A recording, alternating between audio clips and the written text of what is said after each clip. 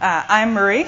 I live in Pittsburgh, Pennsylvania, the city of bridges. Yes, other folks from Pittsburgh in the room. And as of last week, I work at Google. And I'm going to tell you a story about something I've been thinking about for the past year or so. As you might expect, this story is about what I did before I joined Google. So, this is going to start out sounding like a pretty typical SRE journey until the middle when there's going to be a shocking twist. And everything's going to go off the rails, so stick around for that. Okay, so here we go with the normal part. 2 years ago, I joined a company called Pivotal as a product manager. Other Pivotal folks are here. The team I joined is called Cloud Ops PWS, and what that team does is run an open to the public platform as a service called Pivotal Web Services. You can see the logo right here. You can also see the URL, and you can go to that URL and sign up for an account. There's plenty of free credit that you'll get. You can deploy an app right now. I will wait. I won't actually wait because my time slot's not that long. So Pivotal Web Services, or PWS, or PDubs as I might call it by accident, is an instance of Cloud Foundry. Cloud Foundry is an open source platform as a service product. It's developed by Pivotal and other partners in the Cloud Foundry Foundation. You can download Cloud Foundry right now and spin up your own instance, but I definitely am not waiting for that. PWS is a production system, and Pivotal takes that really seriously. PWS is also a learning environment for Cloud Foundry engineering teams. It's always running the latest versions of Cloud Foundry. It's often running brand new features. And it can be the first time these features have seen production scale, and the first time they've seen the weird, wonderful, and sometimes awful things that application developers will ask their platforms to do. So, I joined this team. And the team has two mandates. The first one is real obvious. We run a production system.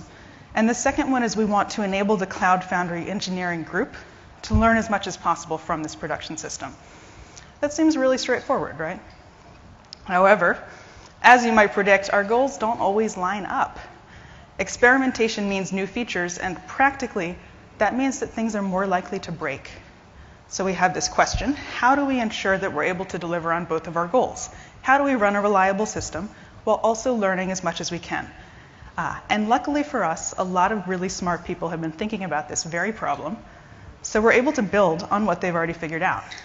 And we all read the SRE book, and we all learn that there's a way to manage this, and it's called service level indicators and service level objectives and error budgets. Okay, quick vocab review.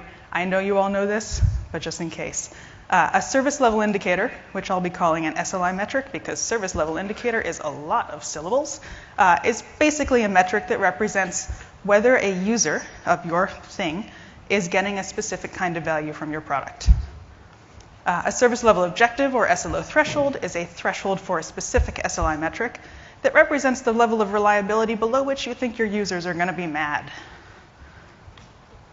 So we build these SLI metrics for PWS, and they look about like this. It's two metrics. They're both very simple black box metrics. One of them represents the ability to deploy a test app to the system, and the other represents whether or not another test app is available. And we have SLOs, SLO thresholds that we associate with these SLI metrics, and we determine those based on our users.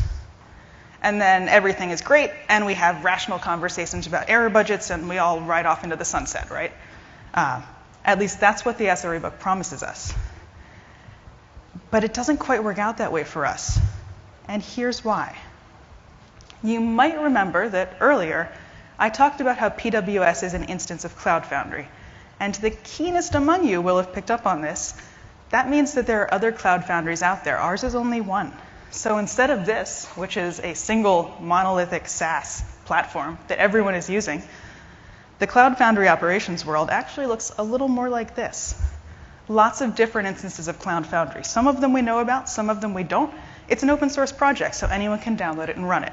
Now, this is an example. These data points are imaginary. Please don't ask me who's running Cloud Foundry in Madagascar. Please don't ask me why China's not on board. I just made this up. And what I made it up to do is to illustrate this point that there are a lot of teams who are running Cloud Foundry and have this problem that we had of not really knowing what their users are doing.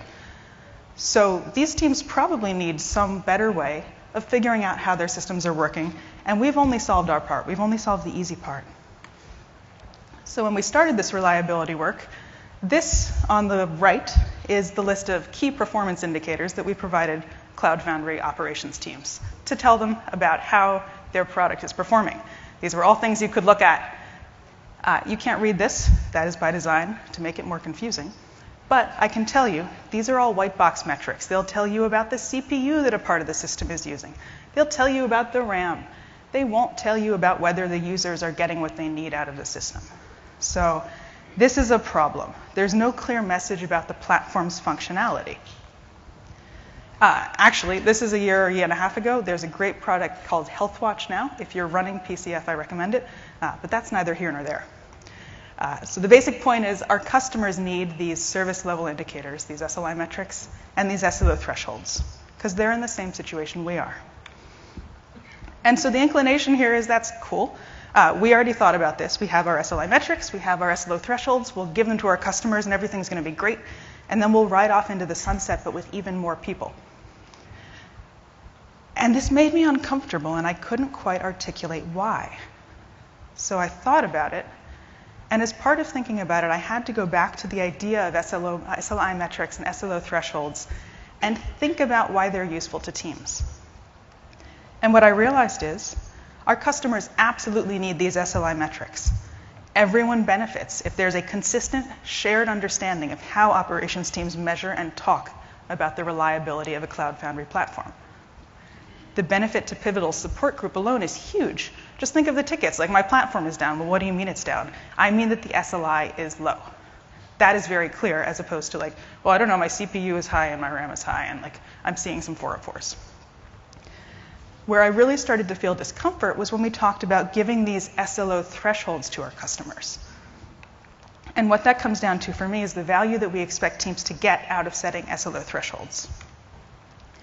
So what value do SLO thresholds give us? They represent what we think we know about our users. They force us as a team to think about user needs and to internalize the value of user needs. This is actually really important. They help us architect our system so it gives us the needed reliability without being too complicated or expensive.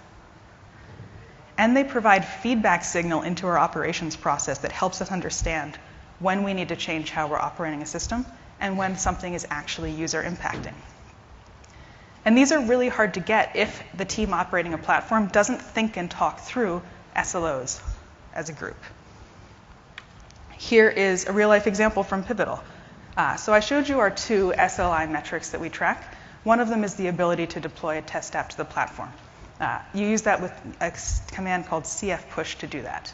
And so on Pivotal Web Services, the team that I was most recently on, this is an open to the public Cloud Foundry. We know that our users push new apps many times a day. And we know that if it's not available, it will look bad for Pivotal. It's got Pivotal right there in the name. It's on one of the official sites. So we want a relatively high SLO threshold for this SLI metric. So let's say we choose, just for example, 99.5% availability. That gives us around 3.5 hours of downtime per 30 days. Fair enough. There's another Cloud Foundry instance that's operated by a team called CloudOps EU. You'll never guess where they're based. And that is what Pivotal Tracker runs on top of. Now, the people pushing applications to this Cloud Foundry instance are all Pivotal internal engineers. They work on Tracker. Furthermore, we know that they only push updates twice a week. And we know that if the push fails, then they'll go on Slack and they'll say, hey, it's broken. And the platform operations team will fix it, and then they'll try again. So there's very little reputation risk here. So for that, we can say, OK, great. There's a 90% SLO. That gives us 3 days of downtime per month. So these are two teams at the same company running the same product. And the only way they're able to establish different SLO thresholds is because they've thought hard about their users, they understand their user needs, and they've internalized that, and that's reflected in their SLOs. This example is a little more abstract. Pivotal has been working closely with the Google Customer Reliability Engineering team. And one really useful tool they introduced us to was the risk analysis matrix. And I think Matt Brown is talking about this tomorrow, so I recommend that talk. This allows us to calculate the expected error budget consumption for a given failure type. So if you have a single instance database, you can calculate the expected error budget for that. And then you can look at your SLO threshold and how many error minutes you're permitted, and see if it makes sense, given the added cost and complexity of your system, to make that database HA. That's obviously a really basic example, but you can extrapolate it to much more complex propositions. In order to do this, we need to have a good sense of what our users need, and that's represented by an SLO threshold. And this is what our customers need to do too. Now, we don't necessarily have to give them the SLI metrics and then throw them to the wolves, but we can't hand them everything. So here's what we can do. We can provide them with SLI metrics, ideally ones that are built into the product, so they're standard. We can give them guidance on what SLO thresholds they might want. And initially, this is probably going to take the form of examples from systems that we know well and that we run, saying, well, on PWS, we chose this SLO threshold for this SLI metric because we knew this about our users. So you need that context. And we can talk them through the operational or even company-wide practices that they need to have in order to obtain certain SLOs. So this is architecture, this is operational practices, this is even company philosophy. And as a bonus, if we're feeling really ambitious, we can establish a CRE-type program to work with customers on these SLO thresholds. And Pivotal is actually doing this right now. But okay, this seems hard. And why wouldn't we just do the easy thing and give our customers our SLO thresholds and let them iterate on them? And the reason is that it's really easy to lose trust, both with the customer operations teams and with their users. If you give your customer an SLO threshold and they look at it and they say, well, that's ridiculous. It's way too high. We'll never pay attention to that. Or it's way too low. It doesn't make sense. Then they don't believe you anymore. You have lost their trust. If they do accept it and it turns out to be way too low, then their users are mad. And their users not only don't trust the operations team, they also don't trust your product. And if you give it to them and it's way too high, then it's an expensive and complicated system to run, and they're less likely to buy more of your product because they think it's costly. They think it's hard to operate. So it's better to give them the SLI metric, give them guidelines around the SLO thresholds, and let them figure it out for themselves. They know their users best. So to wrap it up, if you're shipping software to many groups of strangers to run, provide them with consistent ways to measure SLI metrics. This is fine. SLI metrics ought to be consistent across instances of your product. SLO thresholds depend on user needs, which means they'll probably vary for different instances of your product. And a lot of the value of SLO thresholds comes from a team thinking about their users' needs, defining thresholds, and updating their processes and practices to incorporate this information. Therefore, what you really want to do is provide your customers with information and resources on defining SLO thresholds, but don't slap a single SLO threshold on each SLI metric. That's not the right approach. And that's it. Any questions?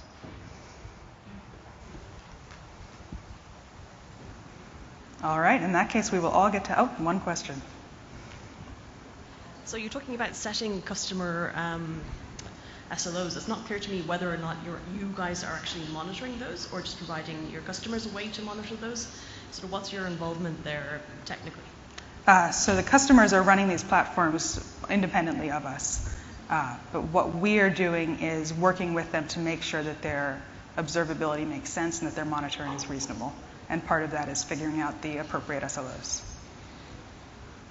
We miss you at Pivotal. When are you coming back? Thanks.